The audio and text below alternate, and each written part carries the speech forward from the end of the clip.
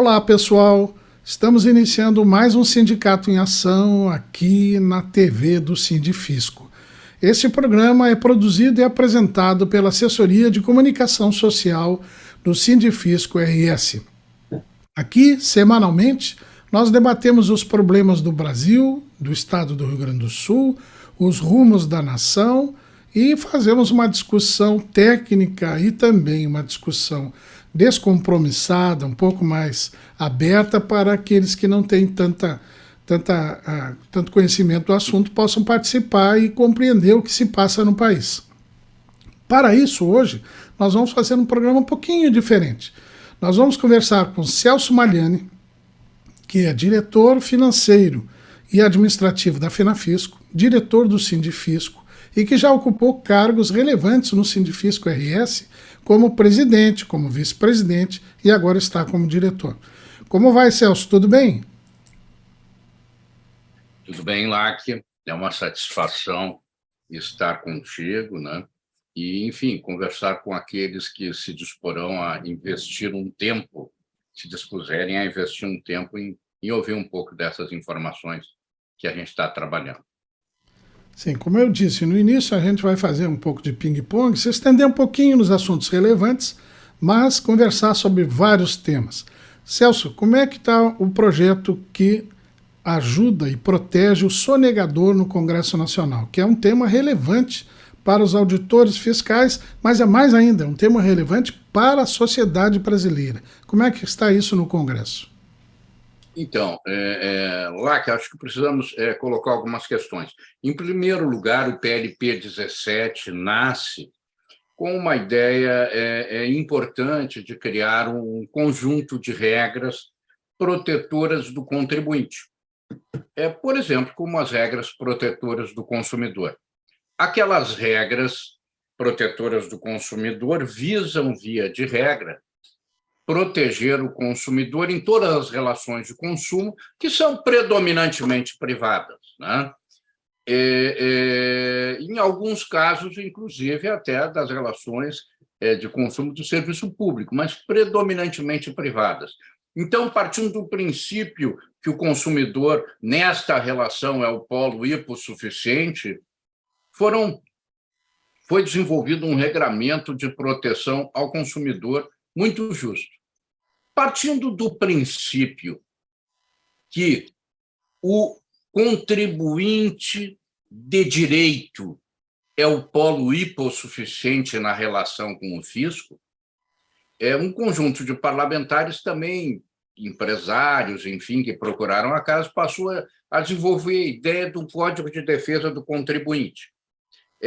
Para que o contribuinte, e eu insisto, contribuinte de direito, porque o contribuinte, de fato, é quem paga, que é o consumidor, que paga na boca do caixa o imposto. Então, eu repito, quem paga é o consumidor, contribuinte, de fato, que sangra o imposto é o consumidor, o pagador de imposto é o consumidor, aquele que tem o dever de repassar os impostos para os cofres públicos, e em alguns casos não repassa, né? Este é o contribuinte de direito. E tido como hipossuficiente esse contribuinte, entendo eu, porque se você faz um código de defesa é para defender o hipossuficiente. E tido como hipossuficiente, passou a reivindicar em nível dos estados, né? E agora, na União, um grupo de parlamentares fez um código para defender esses contribuintes que, em tese, então, estariam expostos à sanha do Estado e do fisco. Pois bem, imagina-se que, no quadro democrático, um Código de Defesa do Contribuinte teria espaço nesse mundo e nessa relação democrática, onde o Estado e o fisco devem cumprir a lei e o contribuinte, evidentemente, deve estar voltado a recolher os seus impostos e cumprir a lei. Este código, então, seria um código benéfico. Entretanto, na construção desse código, ele acabou se transformando em algo que foi taxado de Código de Proteção, Código de Defesa do Sonegador.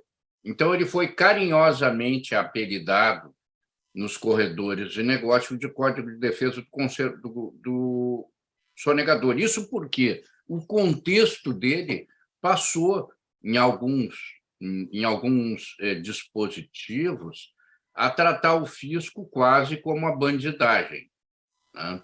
E, evidentemente, este contribuinte de direito, eu insisto, porque o contribuinte de fato é o consumidor que paga o imposto na boca do caixa, tá? Este contribuinte de direito, então, seria uma vítima de uma ação do Estado e do fisco, né, que, quando, na relação com este hipossuficiente, se comportam assim de forma a transformá-lo numa verdadeira vítima.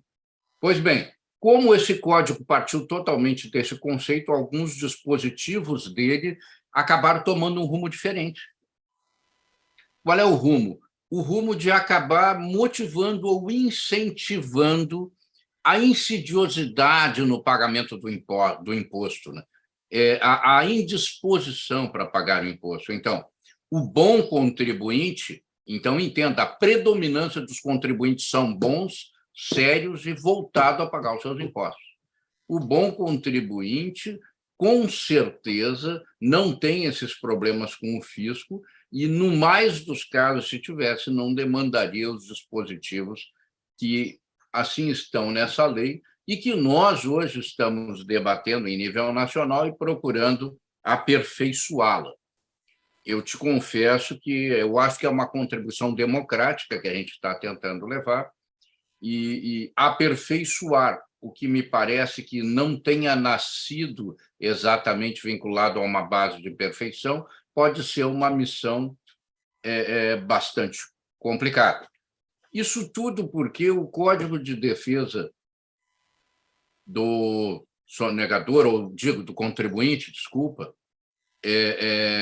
ele foi criado, ele começa assim, ele parte do princípio que o fisco, quando ele vai fazer um processo de fiscalização, e se você está na casa daquela minoria pequenininha dos sonegadores, né, você tem que ter certas ações importantes e pontuais para você proteger o interesse da sociedade, porque é preciso que entenda que o fisco trabalha para a sociedade e para os bons pagadores de tributos. Os maus pagadores vão para a concorrência desleal, né? Acabam prejudicando aqueles que trabalham certo e pagam certo. Vão para a concorrência desleal e para o desprovimento do Estado dos recursos mínimos para atender às demandas sociais. Ora, nesse caso, você tem que ter acesso a estoques do contribuinte, à contabilidade, e, não raras vezes, você tem que estar acompanhado pela força policial. Nós temos exemplos recentes aí que colegas foram assassinados no exercício das suas atribuições, né, na busca de cumprir a legislação e o interesse do Estado. Né? Que o interesse do Estado nada mais é do que o interesse da sociedade, o interesse do bem-estar social, o interesse da educação, da saúde, da segurança, da infraestrutura. É isso. O trabalho do fiscal lá na ponta nada mais é do que trabalhar pelo cumprimento da lei para financiar esses serviços do Estado. Então, o Código ele fortemente dificulta o uso da força policial nas fiscalizações. Ele condiciona que o fiscal, por exemplo, o fiscal vai visitar um local meio afastado, um local que você está monitorando há um ano, que sabe que existe sonegação, né? Sabe que existe desvio de mercadoria, porque o fiscal não vai lá sem ter um estudo prévio e longo disso. Então, ele dificulta ou quase, eu diria, impossibilita o uso da força policial pelo fiscal. Porque o que é certo para o fiscal? O fiscal vai lá fazer um trabalho técnico, então, se há risco de segurança, e ele tem essa avaliação em função do monitoramento, ele tem que requisitar a força policial para acompanhá-lo. Porque o policial ele é um profissional que exerce um munus público de características técnicas em favor do Estado.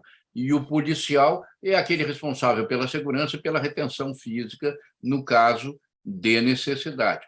Pois bem, esse código dificulta ou quase impossibilita o uso da força policial, e ele condiciona o uso dessa força a um justo receio de resistência fiscalizatória.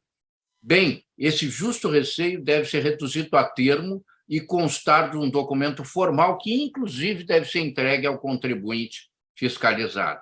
Ora, isso é bastante complicado, né, Alec? Você tem experiência nisso, isso inviabiliza o processo de fiscalização em si nessas situações de risco. O código Exatamente. ainda prevê.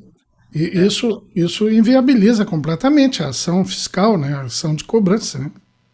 E você vai ver que, associado com alguns dispositivos, que eu vou resumir rapidamente aqui, ele inviabiliza mesmo. Ele prevê uma reparação de danos patrimoniais e morais decorrentes de atos praticados pelo servidor público sem a estrita observância da legislação tributária, desestimulando a fiscalização e abrindo margem para ações judiciais em desfavor dos fiscais. O que quer dizer isso? O fiscal vai lá com base na legislação, vai lá com base no processo de monitoramento, que ele só que tem um problema.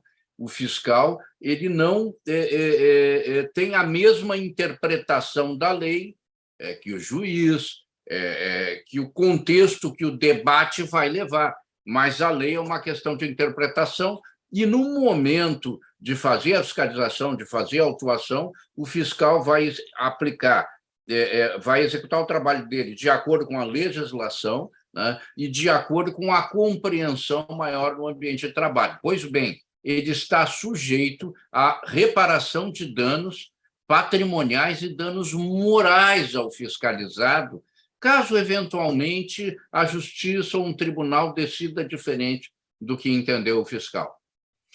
O Código inova ao dispor sobre a reparação de danos em caso de exigência de tributo sobre a qual a autoridade fazendária sabia ou deveria saber devido. Deveria saber, eu chamo a atenção. O que deveria saber? Olha a subjetividade desse termo para estar numa lei complementar que regula a atuação do Estado junto ao cidadão. Esse termo é impreciso, ele vai causar insegurança jurídica para todas as administrações tributárias e, obviamente, vai coibir, vai constranger a atuação do fiscal. O fiscal quer trabalhar, ele tem um grande trabalho de monitoramento, de acompanhamento. Quando ele for executar esse trabalho em loco, ele estará sujeito, por exemplo, porque o Código autoriza o contribuinte, tá, para que ele apresente provas e argumentos a qualquer momento no processo administrativo, desde que referentes a questões tempestivamente impugnadas. O contencioso tributário vai ficar extremamente longo e moroso. Olha bem, eu vou lá e tempestivamente impugno uma questão no começo do processo. Daí eu não tenho provas, não juntei provas. 5 anos depois, quando já precluiu todos os prazos de apresentação de prova, o contribuinte pode chegar lá e juntar uma prova, uma situação que surgiu ou uma prova que se criou em torno de um assunto desse. Ora, mais 5 anos para passar todas as etapas do processo, então nós vamos passar a ter muita dificuldade, né? Ele também propõe uma coisa muito estranha. Tu sabe que os tribunais administrativos, que nós temos o nosso TARF, aqui na União tem o CARF, né? Eles têm paridade, né? Que é uma questão democrática, eles têm igual representação do contribuinte e igual representação, eu digo, do contribuinte de direito, eu sempre chamo atenção para isso, igual representação do fisco, do Estado. Pois bem, mas temos o presidente que dá o voto de Minerva. Existe uma tendência e umas coincidências que, na maioria dos casos, a totalidade da representação dos contribuintes vota com o contribuinte, independente do que tem dentro do processo, né? E o fisco ele é bem mais técnico, então o fisco admite os erros do fisco. Então, a maioria dos não empates é quando o fisco entende que houve algum erro, que há alguma coisa a ser reparada, ou que há uma jurisprudência nova, que há uma nova. Então, o fisco sempre é bem técnico nessa questão. Mas o que ele propõe? Que naquelas questões onde o fisco tem unanimidade, que tem certeza do acerto técnico da medida, e os contribuintes também votarem contra em unanimidade, no empate, a decisão fica resolvida em desfavor da Fazenda Pública, que é o que fizeram recentemente no CARF lá, ou seja, todas as decisões que empatarem vão ser resolvidas em desfavor da Fazenda Pública. Pode fechar os tribunais administrativos lá. Não tem por que ficar com eles abertos, porque todas as decisões, 90%, 95% das decisões vão ser decididas em desfavor da Fazenda Pública. E eu estou sendo legal. Até porque há paridade de forças, de armas, democraticamente, na composição dos tribunais, né? Exatamente. Então, se for decidido sempre em desfavor da Fazenda, não tem sentido nesses tribunais existirem. E nós estamos falando, por exemplo, lá no CARF, em trilhões de reais, em favor de grandes grupos e de grandes empresas nacionais e multinacionais. Então, isto é uma brincadeira, né? O código, eu não vou dizer brincadeira no bom sentido, acho que os parlamentares, enfim, fizeram a sua construção. A impressão que me passa é que essa redação desse PL foi encomendada para ser trabalhada por alguma consultoria profundamente conhecedora da relação do fisco e contribuinte de fato e dos tribunais administrativos. Tá? E aí, então, tanto que eu estou te lendo a crítica do terceiro relatório, onde já foi depurado, como me disse o autor do PL, o deputado Felipe Rigoni, não, tem muita gordura aí, nós vamos tirar. Eu entendo o esforço do deputado e respeito, e fiquei bastante preocupado na época, disse a ele que realmente, movendo a gordura, ia sobrar quase nada. Né? Então, assim, ele prevê recurso à resposta em consulta formulada. Entenda isso.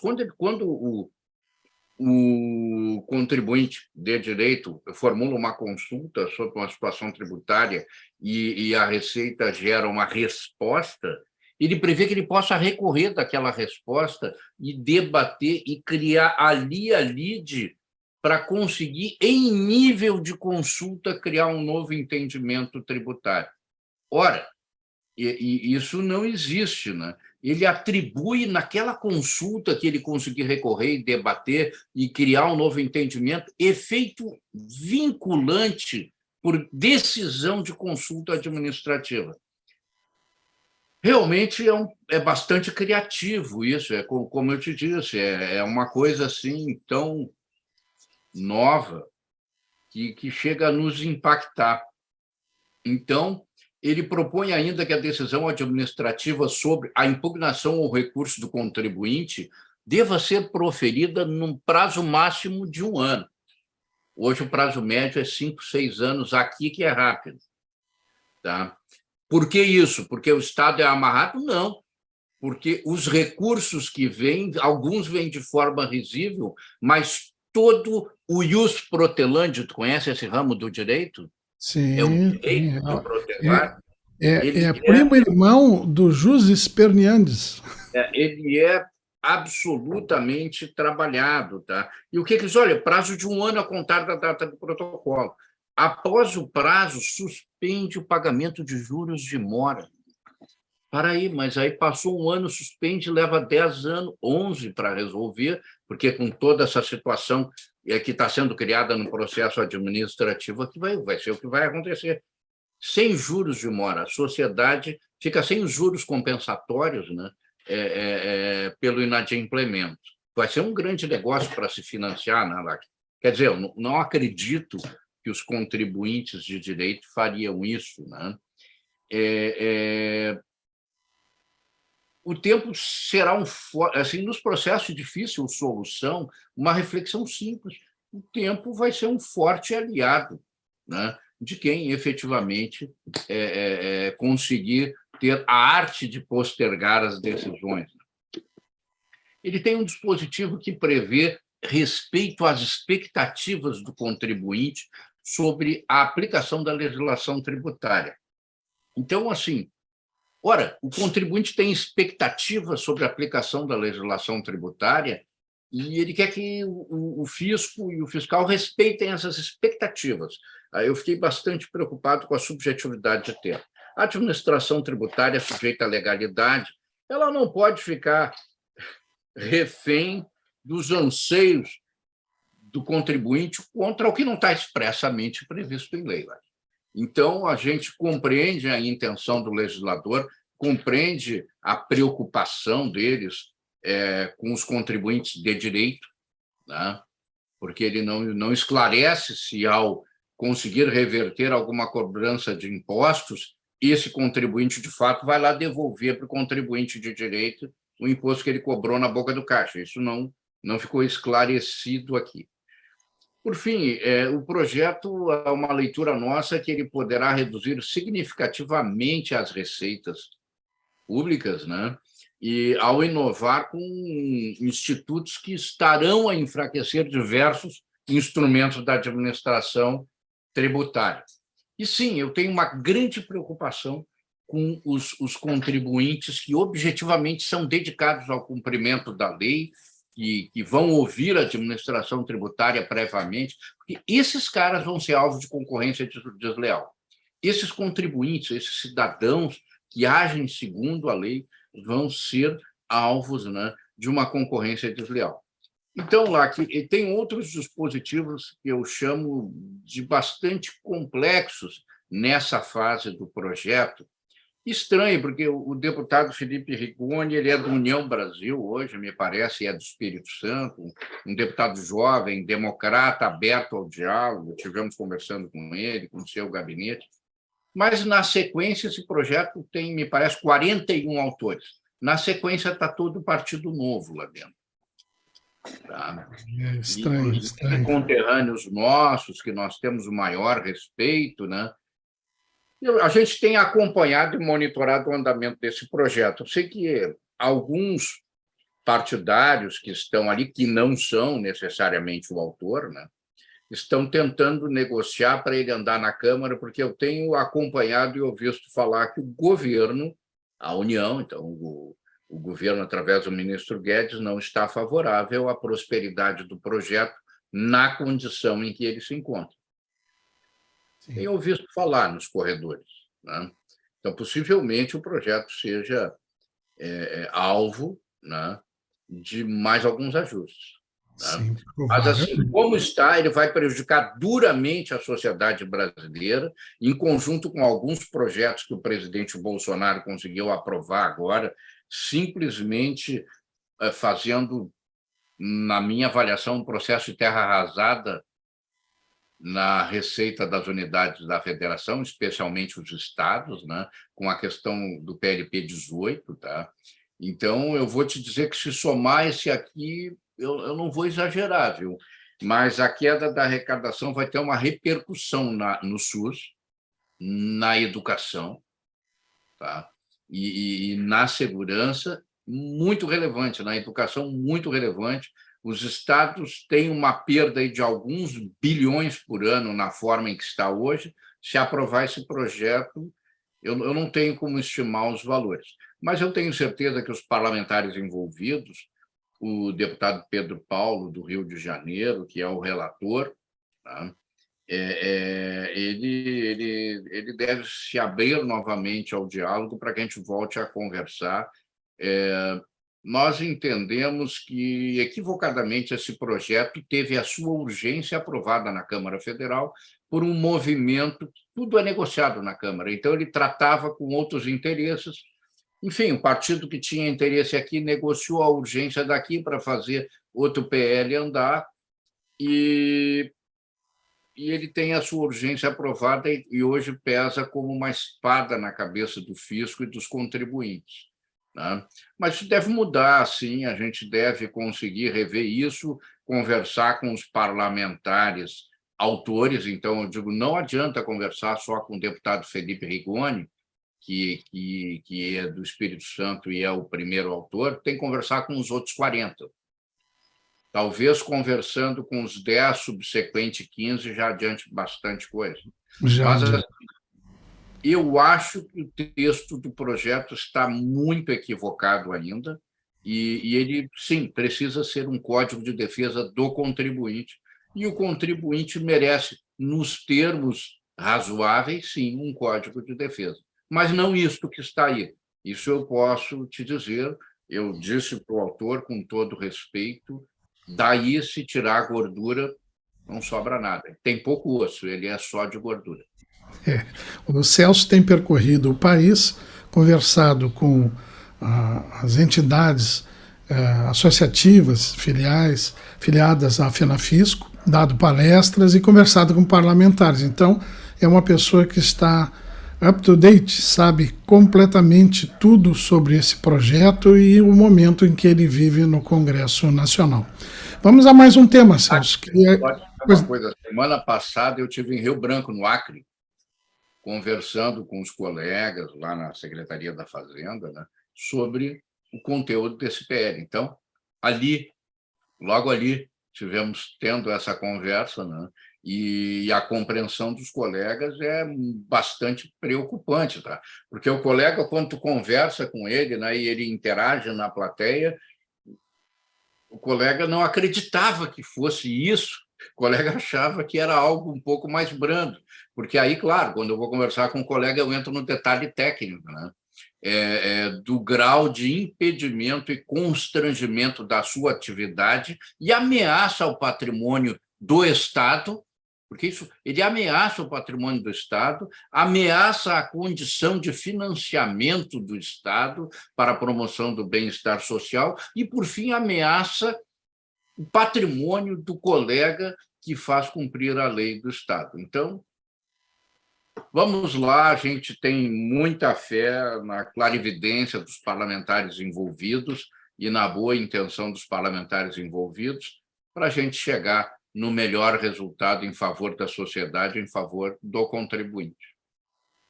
Celso, mais um tema aqui para a gente debater e tu apresentar os dados e a tua opinião. Como é que está a reforma administrativa no Congresso Nacional? Esse é mais um tema que pesa sobre o serviço público brasileiro, sobre os estados brasileiros também e a sociedade brasileira, e que poderá trazer sérios prejuízos para a nação. Como é que está esse tema no Congresso Nacional? Lá que eu diria assim, e que, se aprovado, com certeza trará enormes prejuízos para a sociedade brasileira, e para a nação e para o Estado como um todo. Mas, acima de tudo, para o povo, para os menos aquinhoados, aqueles que dependem do serviço público para ter atenção na saúde, atenção na educação, atenção na segurança e um mínimo de infraestrutura, e contam com um governo, com um balcão de serviço público republicano que trate a todos de forma igual, que socorra os que mais precisam e os que mais demandam por essa assistência. A reforma administrativa, em seu último relatório, o texto ele é lamentável. Eu não vou dizer risível, porque não há como rir da desgraça. O texto é lamentável. No padrão em que ele está, ele permite a terceirização de forças de segurança, terceirização do fisco, e permite tudo isso pela execução de mão de obra temporária. Então, tu pode botar mão de obra temporária para trabalhar no fisco e nas forças de segurança. Sim, mas mão de obra temporária para trabalhar 1 ano de urgência? Não, é até 10 anos. Tá? Então, sim, mas e essa mão de obra vai ter um concurso? Não, vai ter um processo de seleção simplificado. Mas para que é isso? É para atender os prefeitos. Os prefeitos, aspas, não são todos os prefeitos, são alguns prefeitos, alguns que não são muito poucos, né, que estavam pressionando a Câmara para ter maior autonomia na seleção dos seus colaboradores quando vitoriosos, quando se apropriam do Estado a seu favor. Então, o pessoal não quer trabalhar com concursado, eles querem trabalhar com gente que trabalhou para eles. Vulgo, na minha avaliação simples, bandeiraço. Bandeiraço fiel é aquele cara que faz bandeiraço embaixo de sol e chuva para eleger a chapa do vencedor. E aí o vencedor, e eu não estou dizendo que são todos que pensam assim, e eu espero que seja um número bem pequeno, bem menor do que eu ouvi falar, né? O vencedor quer colocar lá aquele que lhe é fiel. E o que ele é capaz de fazer quando ele tem obrigação com o eleito? Ele não tem obrigação com o povo, com o Zé Celso que está ali na rua, né? Ele tem obrigação com o cara que ele trabalhou pela eleição, né? E é para aquele cara que ele dá satisfação. Se na fila da atenção da saúde o sujeito recomendar para ele, fulano, tu atende a Maria e o Miguel antes de todo mundo. Maria e Miguel, de forma não republicana, serão atendidos por todo mundo. Ah, não, o LAC é inimigo político, não dá cirurgia para ele, põe ele lá no fim da fila. É isto que o poder político faz quando não está republicamente policiado pelo Instituto do Concurso Público e da estabilidade do servidor público. E, assim, é só o cerne. Então, a proposta PEC 32, eu não posso chamar de reforma administrativa, porque ela nada reforma, ela é muito ruim. A gente já conseguiu colocar algumas emendas, implementar algumas sugestões, mas é impossível tu transformar em bom o que é muito ruim. Ele é péssimo, ele é muito ruim, tu consegue diminuir, é uma bomba de 800 quilos, se tu diminuir para 700 quilos, continua sendo uma bomba, continua tendo poder destrutivo, tu só reduziu um pouquinho. O que quero te dizer? Que a reforma administrativa, com o texto que foi aprovado, que está lá dentro, é realmente, inclusive, aprovado de uma forma excepcional. Pela primeira vez na história de uma comissão especial, eu vi que, para aprovar um texto, o deputado Lira e o deputado Fernando aceitaram e colocaram 90% de uma bancada, de uma única bancada, dentro da comissão especial. Então, a participação de todas as bancadas é proporcional ao seu tamanho na comissão. Desta vez, não. Foi 90% de uma bancada, só faltou um deputado dessa bancada para estar lá e aprovar. Isso foi ruim, eu penso, para a qualidade do texto, para a sociedade e para a bancada, entendeu? E para essa bancada. O que quero te dizer é que esta matéria parece ser muito de interesse do presidente Lira, que tem hoje um poder muito claro, né? Que ele comanda o orçamento secreto, né? Pelo menos o presidente Bolsonaro ontem jogou no colo dele. Ah, exatamente. Diz que eu não tenho nada a ver com isso, é do Congresso. O presidente da República, né, que tem a gestão do orçamento, declarou publicamente, está certo que em momento eleitoral, enfim, mas declarou publicamente que é o Congresso. Então, é o presidente Lira que cuida disso, da distribuição do orçamento secreto. Eu, sinceramente, é um ônus bastante complicado e é um ônus que o presidente Lira, enfim, não deve gostar de ter consigo, mas ele é muito favorável a tocar e aprovar a PEC 32. Tá? E aí eu fico me perguntando, vocês sabem que após a eleição nós temos uma parcela, dessa vez vai ser uma parcela bem menor, que não se reelege. A legislação dessa vez está montada para eleger quem está no poder. Então, deve haver um índice muito alto de reeleição e um índice muito baixo de não recondução. Mas se cria um clima de fim de feira, por duas razões. Porque você tem um conjunto de parlamentares lá que estão fora, né? E porque você tem um conjunto de parlamentares que está com o poder de um mandato que nem iniciou. Então, tomar uma medida ruim, uma medida antipática, eu tomo agora que nem fica para o novo mandato isso, né? Tudo depende das motivações ideológicas que forem distribuídas e defendidas na Casa Legislativa, né? Tudo depende disso. O que eu quero te dizer? Nós esperamos que, dependendo do resultado do processo do pleito no Brasil,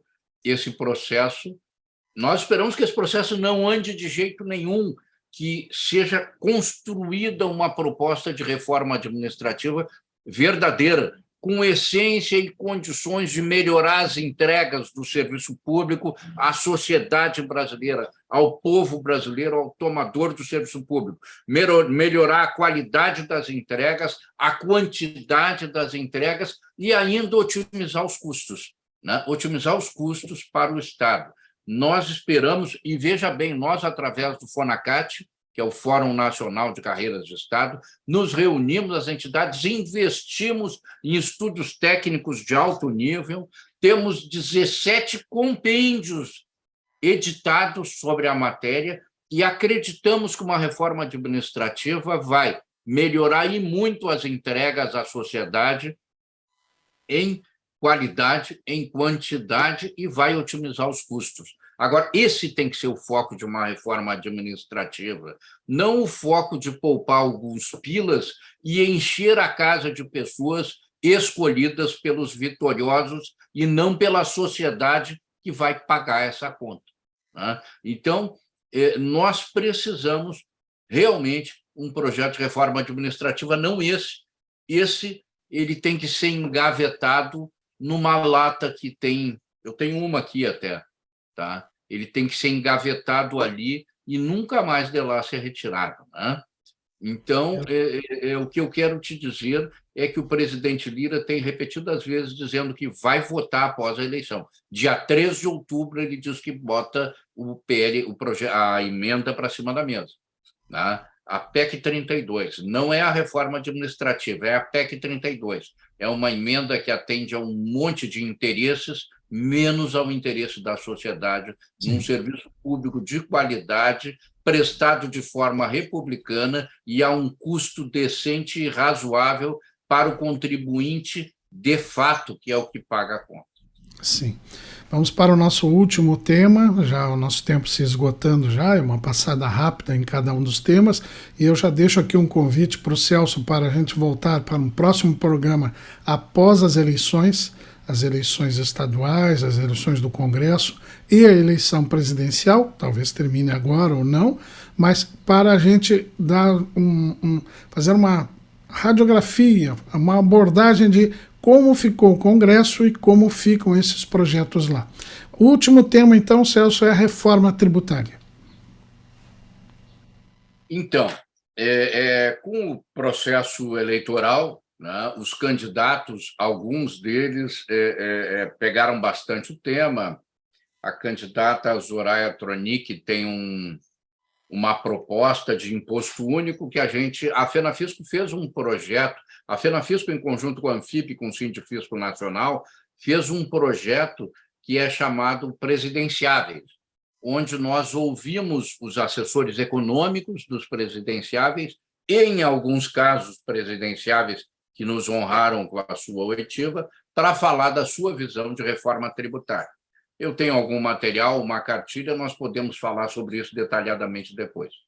Em resumo, o candidato Ciro Gomes tem a sua proposta de reforma tributária, que guarda, enfim, nós temos a nossa proposta que nós defendemos, que é a reforma tributária necessária, resultante dos estudos de reforma tributária solidária, e uma reforma tributária basicamente fundamentada na inserção do princípio constitucional da progressividade da tributação no Brasil. Quem tem mais, paga mais. Quem tem menos, paga menos. Quem ganha mais, paga mais. Quem ganha menos, paga menos.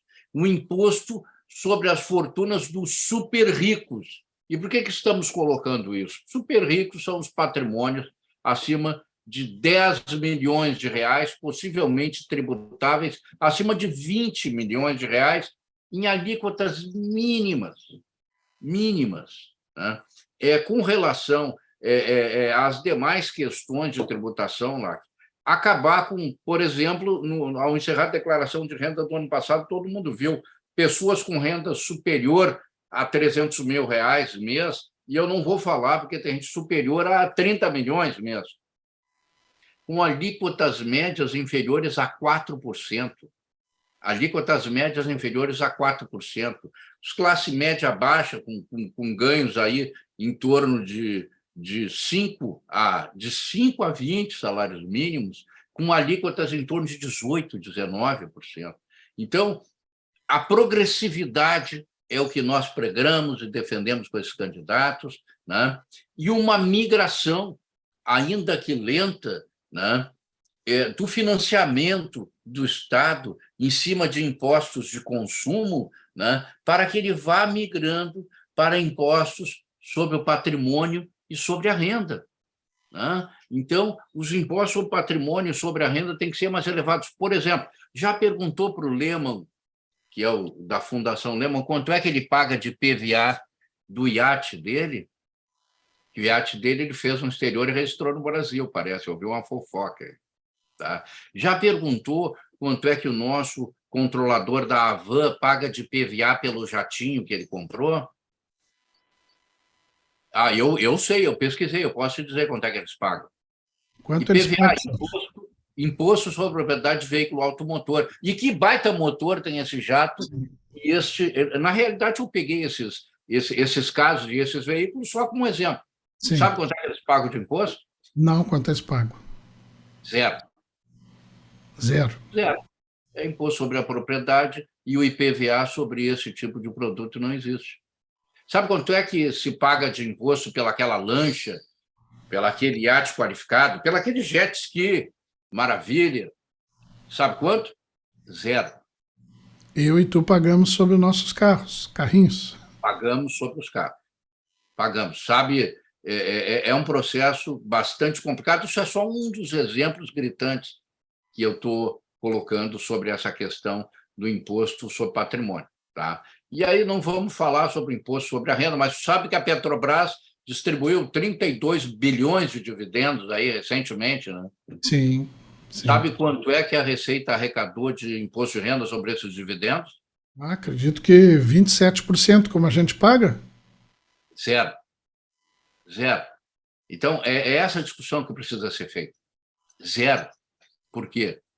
Porque o item é isento, né? Então, são essas discussões que precisam ser feitas. Nós fomos esteve nos visitando, foi convidado o economista responsável pela coordenação de campanha do atual presidente da República. Eu acho que a agenda muito apertada, não pôde comparecer. Foi convidado o economista responsável pela parte econômica do candidato do Partido dos Trabalhadores, que é um dos majoritários.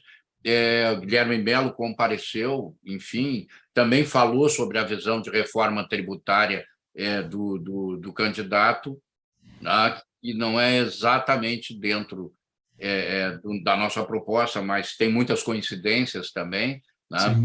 Foi convidada. Eu tive conversando pessoalmente com o nosso ex-governador Germano Rigoto. Eu estive em São Paulo conversando com o Germano Rigoto, que é assessor da Simone Tebet. Assessor da Simone Tebet. Ele é o coordenador de campanha, né? Nós queríamos trazer a candidata Simone Tebet, infelizmente a agenda não permitiu mais, mas a coordenadora econômica dela também esteve reunida conosco em Brasília. Fomos honrados com a presença do candidato Ciro Gomes, que compareceu pessoalmente e gravou a live conosco. E, assim, a candidata Zoraia, fomos honrados com a presença dela também, tá? Que gravou a live conosco, e outros. O que eu posso dizer? Acho que agora, dependendo do rumo que tomar o país pelo resultado das eleições, né, ainda hoje desconhecidos, acho que tem condições de andar alguma coisa de reforma tributária. Eu não acredito que ela vá andar integralmente, mas ela começa. E na nossa avaliação, né, é muito importante que ela comece voltada à progressividade. A reforma tributária tem que ser verdadeira, não pode ser uma piada simplificacionista. Simplificação faz parte. É indispensável a simplificação tributária, mas ela está longe de ser cerne de reforma, pessoal. Reforma tributária é decisão. Reforma tributária é qualificação do tributo como um instrumento redutor das desigualdades sociais. É isso.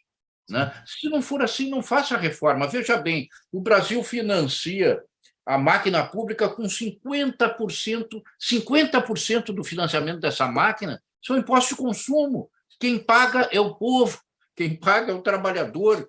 E quando vai consumir, eu usei como exemplo grandes empresários, quando um grande empresário desse vai consumir, ele paga a mesma coisa que eu, paga a mesma coisa que tu lá. Né? Então, é preciso que uma parte... Por exemplo, pega país, a meca do capitalismo, Estados Unidos. Quanto por cento da máquina pública americana é financiada com impostos de consumo. 17%, 18%, 17%, 18%. A nossa, 49%, 50%. Né? Então, não pode ser assim. Quanto por cento lá o imposto sobre a renda financia a máquina pública? 49%, houve isso? Ou 39%, agora eu não me lembro mais do dado, me falhou.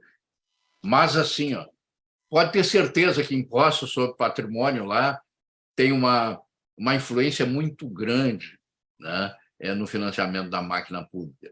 Eu não vou entrar no mérito, porque eu sei que muitos de nós aqui, culturalmente, têm uma grande rejeição de imposto sobre herança e outros impostos, né? Mas nós vivemos defendendo meritocracia. Né? Então, eu sempre digo assim, meritocracia é obter as condições do sucesso econômico pelos próprios méritos. Então, é preciso combinar esse entendimento superior e divino de meritocracia com o imposto sobre herança. É preciso. Né? O Bill Gates separou 10 milhões de dólares para cada filho no inventário e o resto tudo ele colocou nas fundações. Né? Dirigiu para as fundações o patrimônio dele. Isso tem que ser pensado. Por que será? Porque ele é muito bonzinho? Só porque ele é um filântropo? Não. Porque se ele não botar nas fundações que levam à finalidade que ele apreciou também em vida, o Estado americano vai pegar um percentual disso enorme e, em tese, vai redistribuir, sim, vai redistribuir para a escola, para a segurança, para a alimentação, para a saúde, vai redistribuir para a sociedade. Né? Então, é preciso pensar sobre tudo isso, e eu acredito que vem reforma tributária por aí. Não a pleno essa progressividade e nem pensar a pleno essa migração de oneração para o financiamento da máquina pública. Tá? Então, acho que no imposto de renda tem que subir bastante, né? Achamos que o imposto sobre patrimônio tem que subir bastante e que o imposto sobre consumo tem que sofrer uma redução sutil. Inicialmente, é um processo gradativo que talvez vá levar 50 anos ou até mais, né, para se adaptar. Mas é importante parar de sangrar de igual para igual quem nada tem para quem tudo tem. E é o que acontece no Brasil hoje. Aqueles 5 caras que são o dono do patrimônio, igual ao patrimônio de outros 100 milhões de brasileiros, no imposto de consumo pagam o mesmo imposto que aquele cara que está dormindo na rua vai pagar quando for consumir. É isso. E é isso que é preciso mudar. Celso, muito obrigado pela tua presença aqui conversando conosco. Foi muito bom esse bate-papo, esse pergunta e resposta. Né? Tu tens um conhecimento e uma visão bastante grande, técnica, mas com muita clareza, com muita objetividade para expor. E é isso que nós gostaríamos que tivesse acontecido, como aconteceu agora. Queremos te agradecer e agradecer quem nos acompanhou aqui no Sindicato em Ação e dizer que a semana que vem a gente está de volta com um novo assunto, com um novo tema, com nova abordagem da situação do Estado brasileiro, do Estado do Rio Grande do Sul e das finanças públicas. Muito obrigado, Celso. Lá que eu vou te sugerir para a próxima semana uma análise da composição das casas legislativas. Eu já vou ter isso, já vou ter me debruçado sobre isso, possivelmente segunda, terça-feira. Se tu quiser fazer na segunda, no máximo na terça, vou precisar algumas horas, né? Sim, sim. Pelo menos já deixamos aqui combinado e vamos fazer essa análise, sim, que é importantíssimo para ver que cenário nós teremos no Congresso Nacional, que composição de forças nós teremos lá para debater e aprovar medidas que interessam a sociedade. Muito obrigado, encerramos o programa por aqui e a semana que vem nós estamos de volta. Até lá.